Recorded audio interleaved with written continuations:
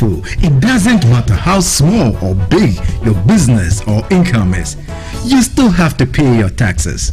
The little taxes from each and every one of us, when put together, could give your community clean water or that deprived school with tables and chairs. Please pay your taxes. It is your responsibility.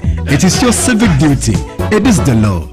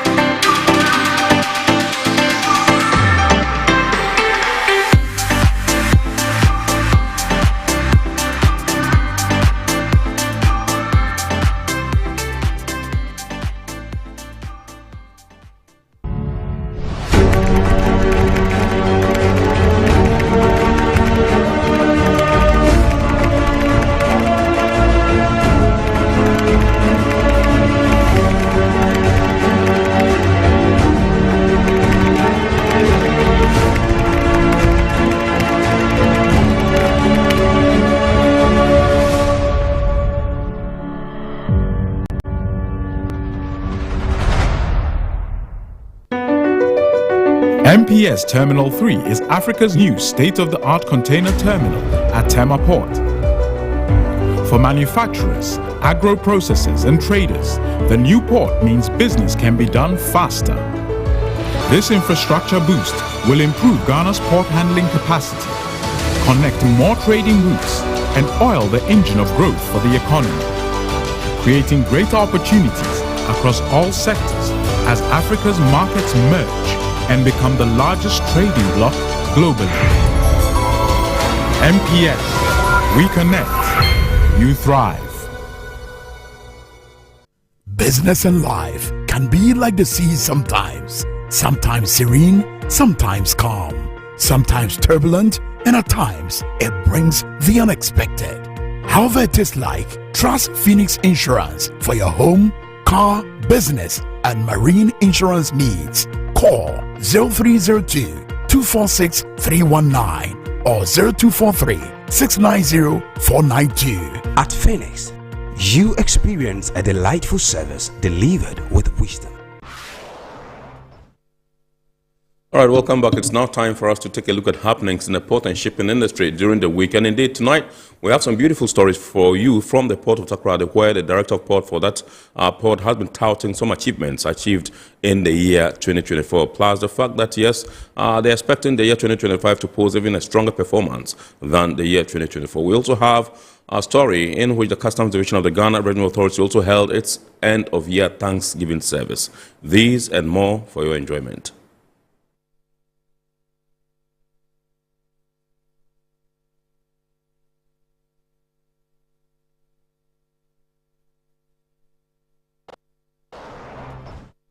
The management, staff, and stakeholders of the Port of Takoradi have made significant strides in positioning the port as a leading logistics hub for maritime trade and services in Ghana and the sub-region. The year 2024 marked the completion of major infrastructural projects which contributed to a substantial increase in cargo volumes. According to the Director of Port, Peter Amubediakon, by November 2024, the Port of Takoradi had handled 9.4 million metric tons of cargo compared to 7.1 million metric tons in November 2023, representing an impressive growth of 32.8%. But what is significant is that more than 70% of these import volumes is attributed to clinker and gypsum, which together accounted for a total of 2,072,000 metric tons as at the end of November, compared to just 1.7.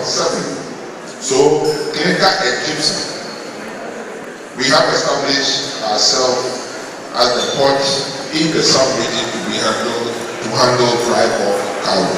And this is a testament to the investment that we have made. Speaking at a stakeholder get-together held at the Port Auditorium Ahead of the Christmas festivities, the director expressed optimism about further growth, noting that cargo volumes could increase even more by the end of the year. Cargo volumes on board are wide because the sizes of the vessel, especially for manganese and bauxite, have now increased. Previously, we used to handle 180 to about 220 LOA.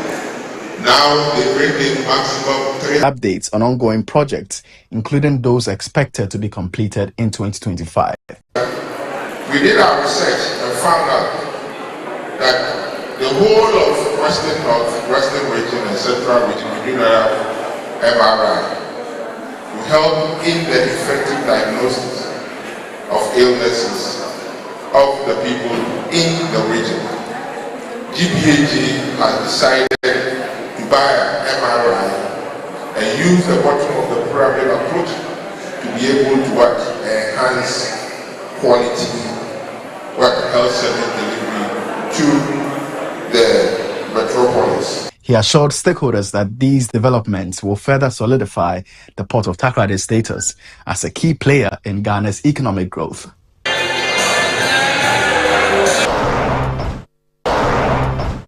In a related development, the Director of Port, Peter Amobediahun, highlighted the remarkable achievements of the Port of Takrade during a media session with local journalists. The soiree provided an opportunity to reflect on key milestones and ongoing progress at the port. The Director of Port highlighted the unprecedented hosting of a cruise ship at the Elmina Fishing Port, a business unit under the Port of Takrade management. For the first time in Ghana's history, a cruise vessel anchored at the anchorage of Elmina Port, and they used Zodiacs to bring in, if my memory serves me right, over 200 tourist vessels to tour the tourist attractions in Cape Coast and Elmina. It has never happened before, and this was through the collaborative efforts of all agencies, especially the security agencies. He also noted that in the last quarter of 2024 alone, the port handled 50,000 tons of transit cargo, marking a significant recovery from the declining figures seen since 2009. Since 2009, we have never handled any significant transit cargo, and especially that of the big bulk, i.e., the back cargo to the landlocked countries of Niger.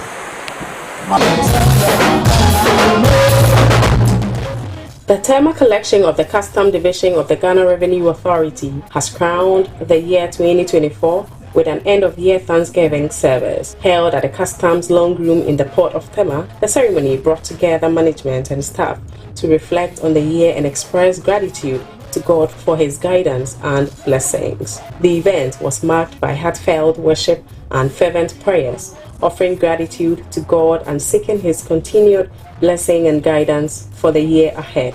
Sector Commander Assistant Commissioner Christiana Odi Ej commended the team's effort in exceeding the revenue target despite challenges faced during the year. As a revenue collecting organization, our year began with a target that seemed unsurmountable, but we made it. Let's applaud ourselves. Guest preacher, Very Reverend Helena Opoku Sakode, in her sermon emphasized the importance of gratitude to God in all circumstances, inspiring the gathering to remain hopeful for the coming year. And so even as we bring the year to an end, even as we gather to express our gratitude for a faithful year, I want you to go home remembering all the things that we have enjoyed from day 1, January 1st, up to now. In 4 days, 3 days, 2024 will come to an end. So if we didn't start well, may God help us to finish well.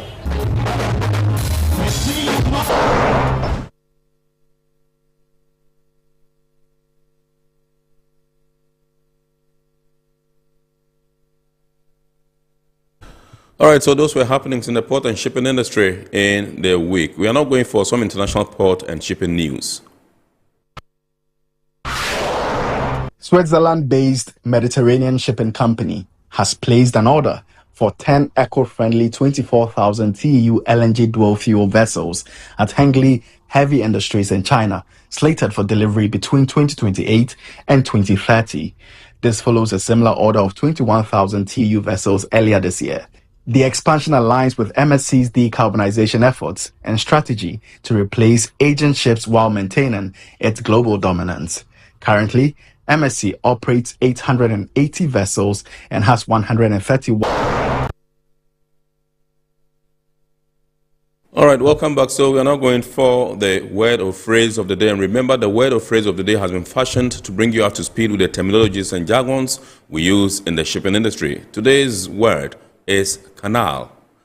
Canal.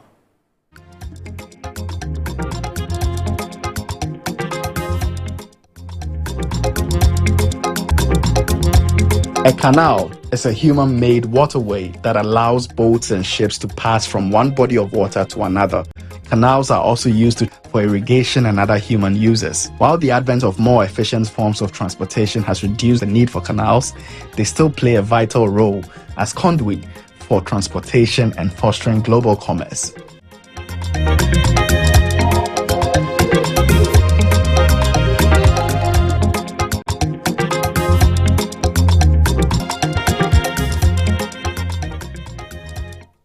All right, now on to our health and safety tip for the week. And this week we are taking a look at how to take regular breaks. How to take regular breaks. Take regular breaks. It's important that you always take your regular breaks. The more tired you are, the less aware you are of your surroundings and the more at risk you are for an injury. Take the breaks you are giving on a regular schedule to keep yourself fresh and try to schedule your more difficult task for the beginning of your shift when you are most alert.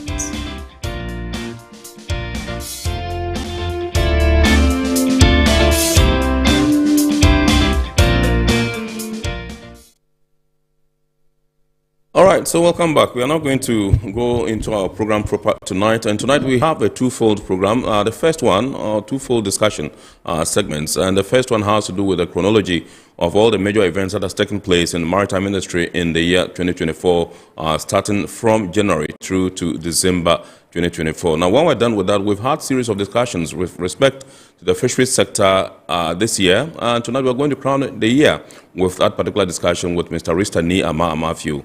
Please do stay and enjoy the chronology of events, major events, so to speak, that took place in the year 2024.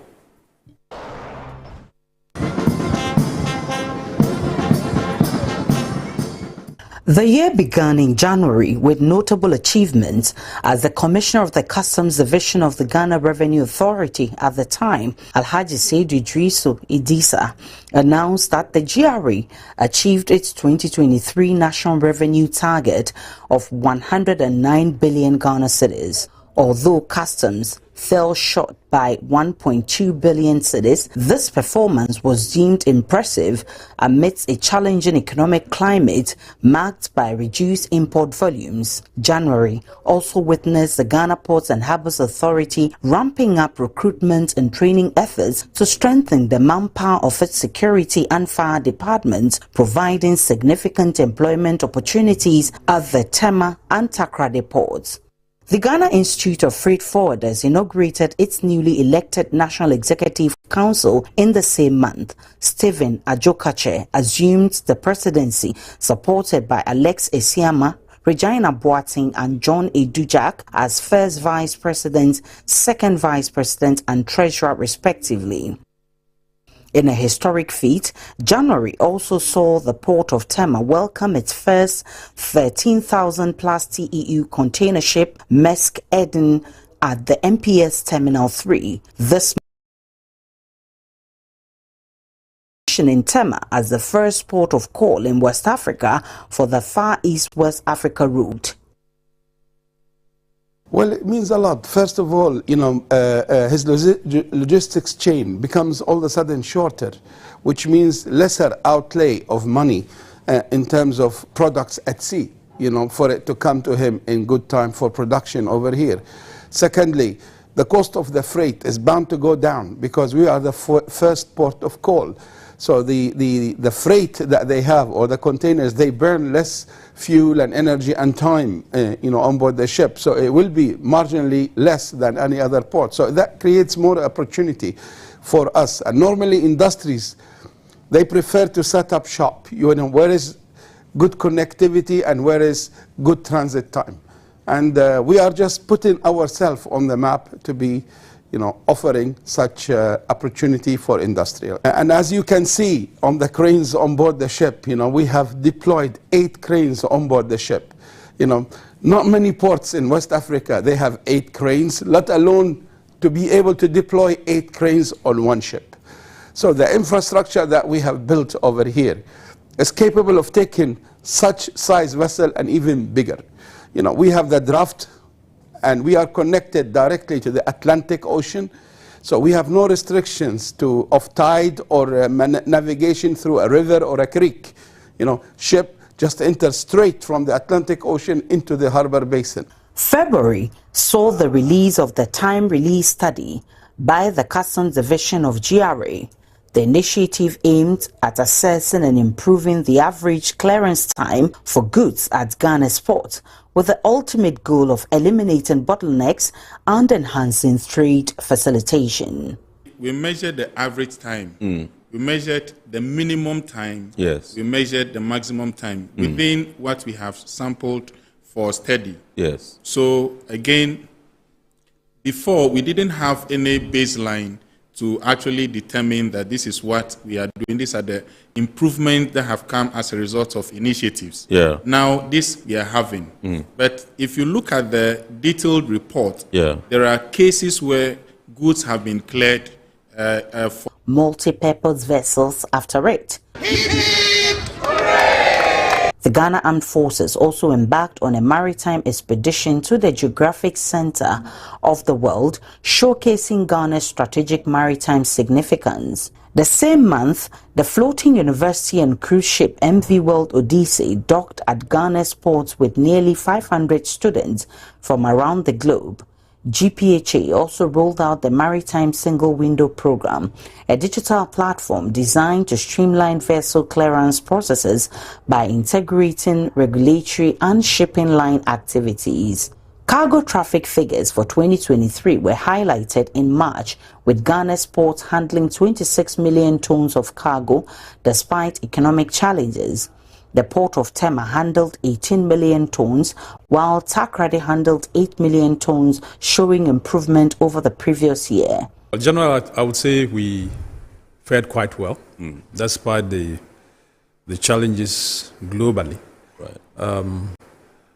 The first half of last year was really scary. Our ports were just dry. We had to do a whole lot of engagement with stakeholders, at least to get to know what is happening and what they were thinking. Right. Fortunately for us, when we started the second half, at least traffic rebounded. Right. And we ended the year at least not too far away from our performance for 2022. And I think that the 2023 as well, even whilst that was going on, we did not relent in our efforts to try and equip. And fortunately for us, our finances also permitted. Marked by the visit of the Italian President Sergio Mattarella, who toured the port of Tema, and the Italian naval ship Commandant Betica, which had berthed at the port. That month, Customs debunked rumors of Ghana losing transit cargo to neighboring countries, emphasizing its competitive edge in transit trade. For 2023, the tonnage was 308 million metric tons. Wow, 308 million metric tons for that short period I mentioned. Wow. Yes. Then I checked for the same period for this year. Yes. And that is 444 million metric tons for transit cargo through the port. Wow. And the difference is about 136. 2023. You know, there is a target to meet. Okay. And there's a target to reach. And that target is a 25.3 billion USD. US dollars. Okay. And that target stems from the National Export Development Strategy. You see, and this strategy was launched in the year 2020. And it's a 10-year strategy, meaning that by 2029, it has to expire. And by the 2029, we need to have this 25.3 billion USD. Now, as at the time, the 2020, when this document was launched, we had a total NTE of, I think, about 2.8. Okay. 2.8 billion. Okay. Now, so if you look at being at 2.8 billion in 2020, yeah. And we are talking about moving from 2.8 all the way to 25.3 billion. Mid-year, alarming reports emerged about the devastation of 2/3 of Ghana's coastline due to increasing erosion. The Ghana Hydrological Authority called for urgent measures to mitigate this critical challenge, which threatens both coastal livelihoods and infrastructure. The Executive Director of the Center for International Maritime Affairs, Ghana, Mr. Albert Derrick Fiatui, made strong recommendations for immediate intervention. The devastation is quite serious. It has affected a lot of holiday resorts along the stretch, personal properties, buildings, and actually increased sea line recession. That's our land being lost to the sea. Yes. Yeah, so this is our major challenge in this area. We have mangroves there, but it has become what the community people depend on. They cut these mangroves as firewoods for sale. Ignorantly? Ignorantly, yes. Ignorantly. So there is the need for a lot of education to be done, and also livelihood empowerment. They have depended on this for a very long time. Okay. And we think that education will have to be carried out for them to understand that the mangrove there is rather protecting them. There's ways of protecting the environment. Okay. And we think that we should encourage the planting of that across board. July brought environmental awareness to the forefront, with MPS planting 1,002 trees as part of the Green Ghana initiative, exceeding its previous year's efforts.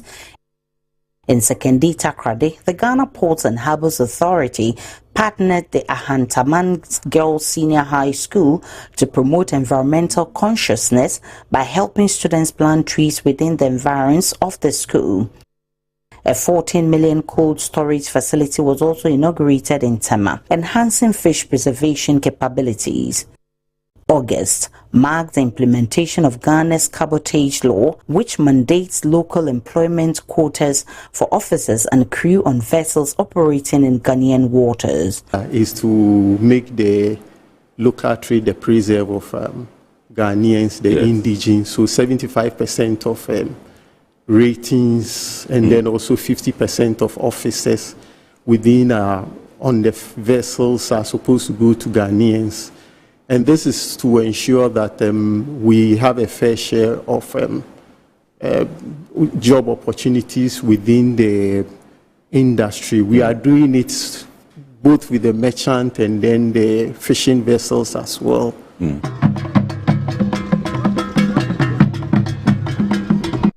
September was also very eventful. The Logos Hope, the world's largest floating book fair, returned to the ports of Ghana, drawing thousands of visitors, including the President of Ghana. That month also saw the commissioning of the $50 million Jamestown Fishing Harbour, a transformative project aimed at revitalizing Ghana's artisanal fishing industry.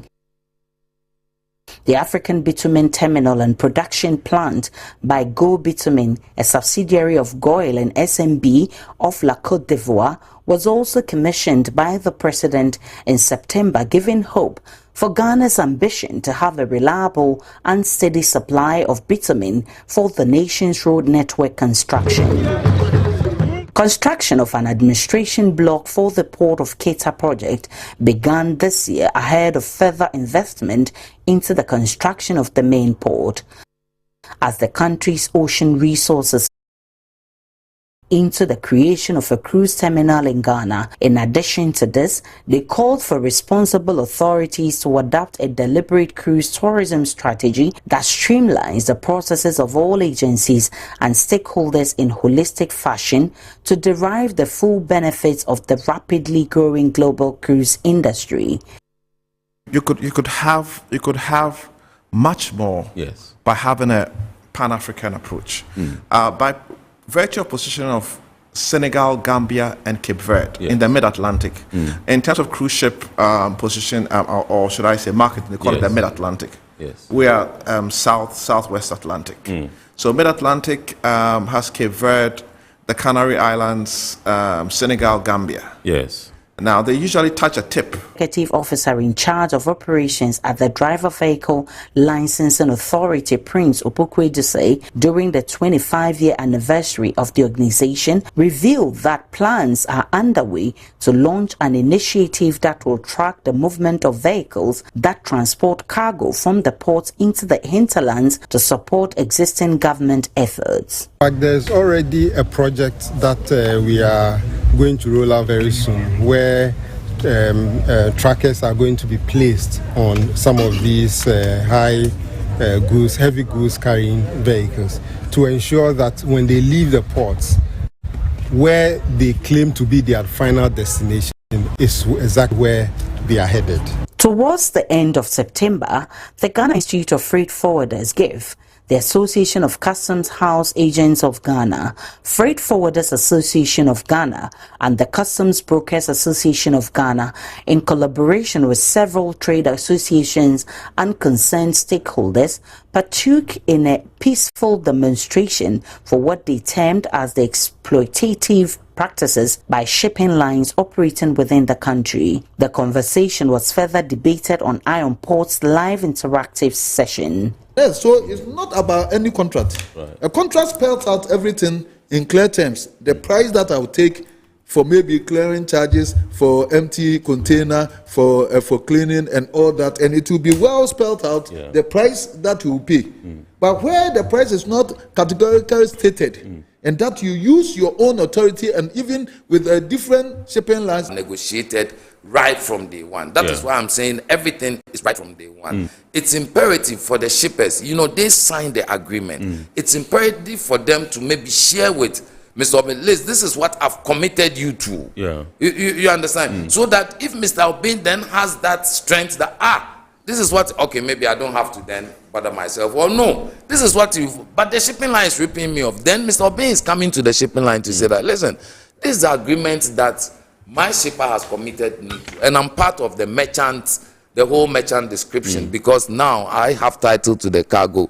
But why are you charging me this? And this is an issue of discussion, proving whatever is written and taking it out. October saw the Terminal 3 at the Port of Tema expand its yard capacity by 120,000 square meters, with plans to further increase it next year. It means that we can handle more containers, we can handle more capacity, we can become actually the regional hub or compete to become the regional hub, because there is other ports competing, and we are competing with our neighbors directly, as well as strategic points like Tangier, Algeciras in Europe, as well as in Africa, for the same traffic. And we need that success, in construction to be fast enough to meet the demand.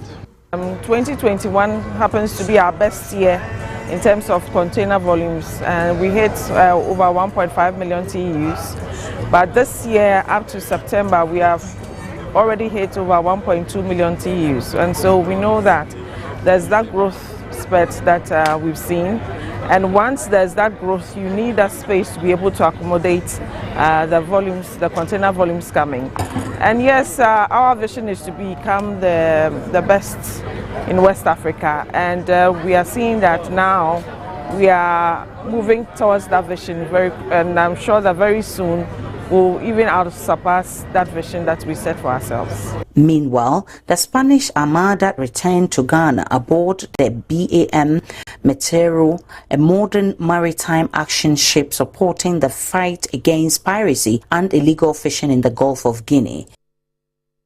In November, Ghana's transport sector witnessed progress with the commissioning of the Tema railway line, enhancing multimodal transport systems. In Takoradi, the president commissioned the 550-meter oil and gas services terminal at the port. The facility includes a 550-meter quay wall, a 10-meter draft for dredge, a cruise tourism destination.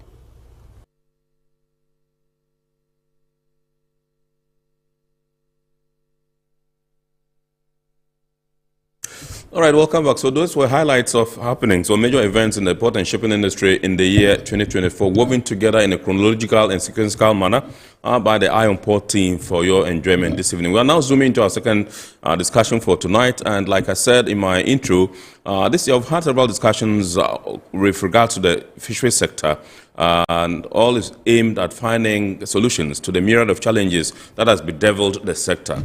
Tonight, once again, we are privileged to have in the studios Mr. Richard Ni Amafio, who is the Chief Executive Officer of the Blue Economy and Governance Consult here in Ghana. He's no stranger to the show. He's been here on several occasions, and it's always a delight to have him. Good evening, sir, and welcome once again to Iron Port. Good evening, boss. I'm just the Executive Director. He's Executive Director, yes, Blue Economy and Governance Consult, absolutely. We are grateful to have you tonight, to wrap the year with us, wrap up the year with us. Yeah, I'm happy to be the last person to come into it. Absolutely. Yeah, so first of all, I would just want you to give us an overview, your perception or your opinion about the industry, how we performed this year, 2024. Well, the fishing industry has had its own challenges. Let me start from, we have various sectors in the subsectors. We have the tuna, industrial trawl, comprising the industrial sector. We have the inshore, the artisanal, comprising the what we call the artisanal marine. Yes. And then we have the inland fish.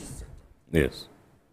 As usual, because we've not managed our marine environment very well, catches for the other sectors were quite low. And so you have fishermen complaining about their landings and all of that. Right.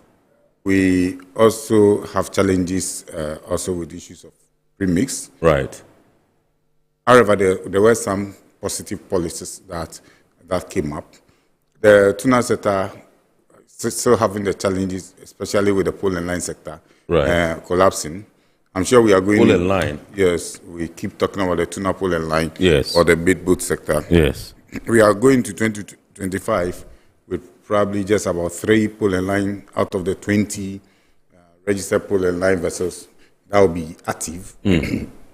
Before you continue, can you tell us what we mean when we say pole and line? Well, tuna pole and line, tuna fishing industrial vessels that use hook and line to fish. The other one uses net, so we call those ones SNS. Right. So the pole and line use hook and line. Right. And because they use hook and line, they require a larger number of crew. Right. And so their labor cost is a bit high. And so if they don't get enough catch, they are running at a loss. Loss, absolutely. Since the cost of operation is going very high, their operations are running to halt.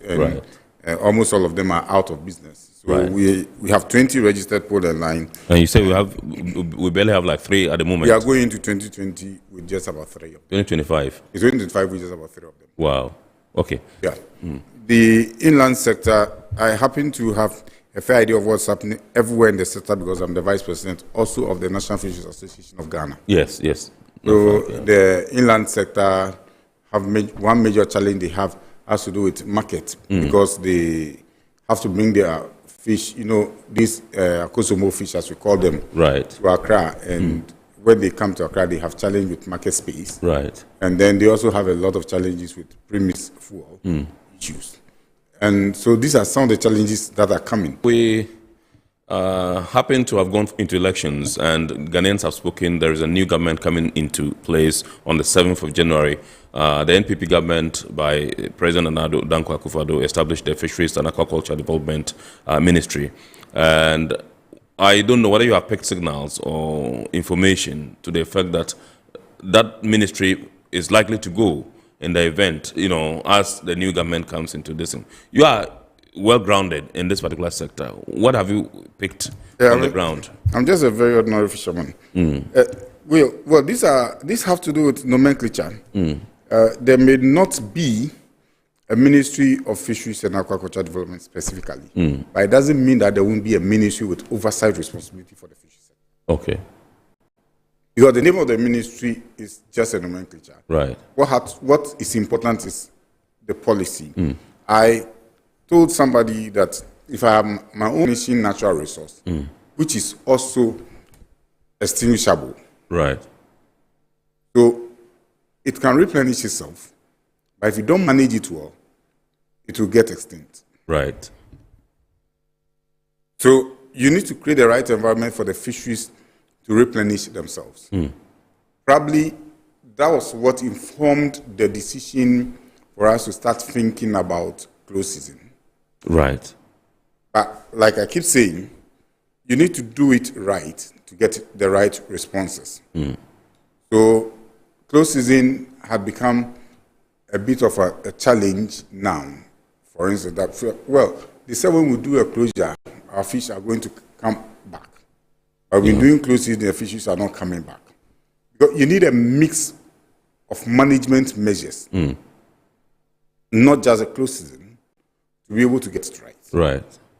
So a new government probably may have to first do two things. Have a proper fishery stakeholder engagement. And we saw some of them in the lab. Yes. There are some fish species that have high export value, but we do not value them so much. Right. We need to begin to have a science that will help us now probably have some fish farms. Right. And looking around from Mariam area towards the Keta area, we could conveniently have some fish farm. Yeah. We need to look at our tuna industry again. We saw the tuna lab, even though we were not able to enter, previously had entered to see what is in there. We begin to see how we will do some of these things in the lab. Right. And that's what I'm saying, that you don't really need to also get a scientist to be on the fishing vessel to understand exactly what is happening at sea. The type of science that also comes with a research vessel to allow for regular towing with a research vessel. To be clear, what is it that we have and what is it that we do not have? We need a kind of science that also research into taste of the consumer and try to vary the taste of the consumer in order that we don't over-rely on fish that are struggling to fish that we may be able to produce in abundance so that we could save the fish that are struggling. But sometimes you need to change the taste of the consumer in order to save your fishery. Right. There was a time nobody cared about environment. So beyond the core academic program that you run and the issues of maritime safety and all of that, you need to run short courses for fishermen, whether literate or illiterate, to begin to appreciate why they may not need to use net A, but use net B. But ultimately, what is the result? The result is that the fisherman wants to break even. Absolutely. So if he comes and he dries his anchovy on the ground, and so he's only able to sell it for little, and now you bring in a solar dryer, so he's able to dry it and do vacuum packing and package it nicely, and farmers that are going into the industry. So you need a policy that does that. Right. You need a policy that takes aged people out of the industry. So within your premise regime, you can create an insurance policy that is able to now take care of the aged. Right. So they don't have to come to beg at the beach. To do that, you need to have a data. Right. Of all these people. So you know that from 60 or 65, you give them a stipend like we do with LEAP, so that they don't have to come back to the beach all the time to beg, because at the end of the month, you paid something to their mumbo to sustain them. And all of this, you don't need a specific fisheries ministry to do. Right. You only need a policy that drives it. So what you're talking about, I remember initially you made mention of the fact that if even there's going to be a ministry, that should be the Ministry of Fisheries and Water Resources. Yeah, I'm saying that, well, that is the president's discretion. Prerogative, yes. So I do, but what I'm saying, fisheries had always gone with natural resources. In our part of the world, it's gone with food and agriculture because of the food aspect of it. Absolutely. But its management, in the true sense of the word, should be a natural resource agenda. Okay. So even if it's with food and agriculture, the policy that drives the fishery sector should be a natural resource policy and not just a food and agriculture policy. Yes. You see, when it comes to aquaculture, that is deliberate cultivation of fish. So that is an agricultural activity. Yes. But when it comes to harvesting fish in the wild, the fish are in their natural environment. So that's a natural. So there are two parts to it. There's the agriculture part of it, which is aquaculture or mariculture, as I was talking about. Yes. And there is also the natural resource part of it, where you need to manage the fishery in the wild. And with that, you need to manage the natural environment properly. Yes. Even with the aquaculture and mariculture, you still need to manage the natural environment properly. Because you see, you cannot manage the fishery in galamsey polluted water. Absolutely, you can't.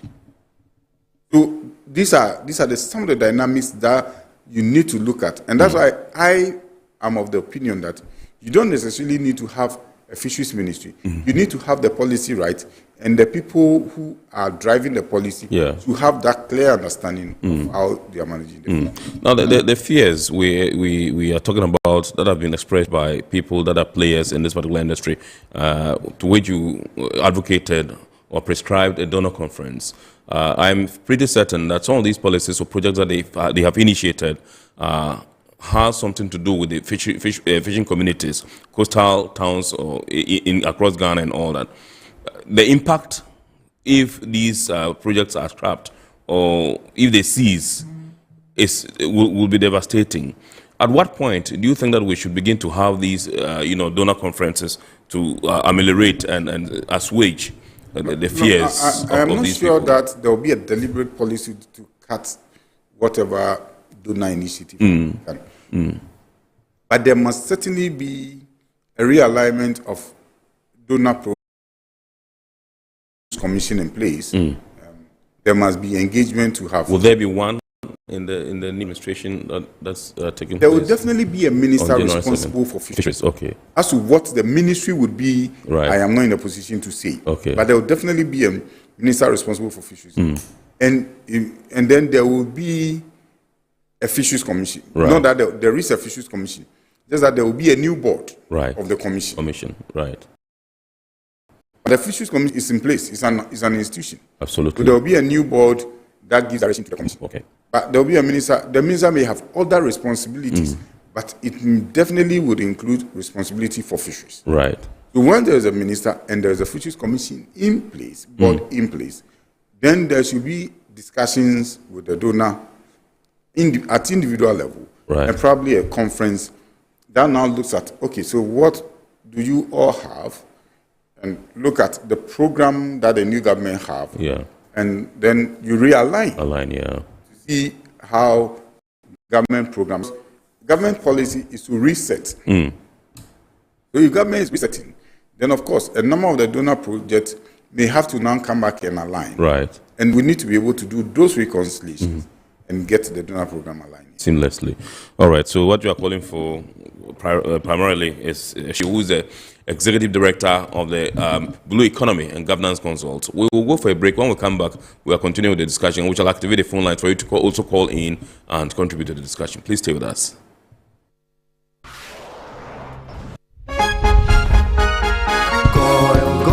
Good energy brings you quality choices with Goil Super XP. Available in many Goal stations nationwide. It is fortified with special additives that help your engine perform better and use less fuel. Branch into a Goal station today and energize your ride with Goal Super XP, compatible with most vehicles. Goal Super XP, Wufilia, huh? Wubefi. Goil, good energy. Yeah, yeah. Electricity, then pay your taxes. Our taxes, our future. Because you see, without our taxes, we wouldn't have good roads, good schools, better hospitals, street lights, and other very important social amenities. When we pay our taxes, we give our children free and quality education. Talga, my money too small. Why should I pay my tax? Look, small. Salifo, it doesn't matter how small or big your business or income is, you still have to pay your taxes. The little taxes from each and every one of us, when put together, could give your community clean water or that deprived school with tables and chairs. Please pay your taxes. It is your responsibility. It is your civic duty. It is the law.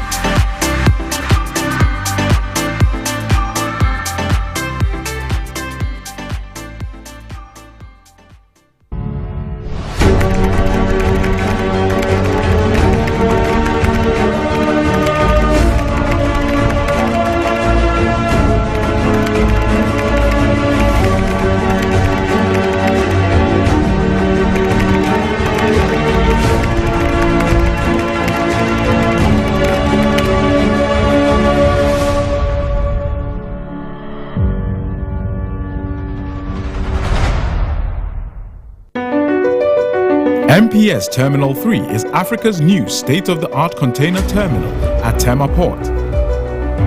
For manufacturers, agro-processors and traders, the new port means business can be done faster. This infrastructure boost will improve Ghana's port handling capacity, connect more trading routes, and oil the engine of growth for the economy, creating greater opportunities across all sectors as Africa's markets merge and become the largest trading bloc globally. MPS, we connect, you thrive. Business and life can be like the sea sometimes. Sometimes serene, sometimes calm, sometimes turbulent, and at times it brings the unexpected. However it is like, trust Phoenix Insurance for your home, car, business, and marine insurance needs. Call 0302-246-319 or 0243-690-492. At Phoenix, you experience a delightful service.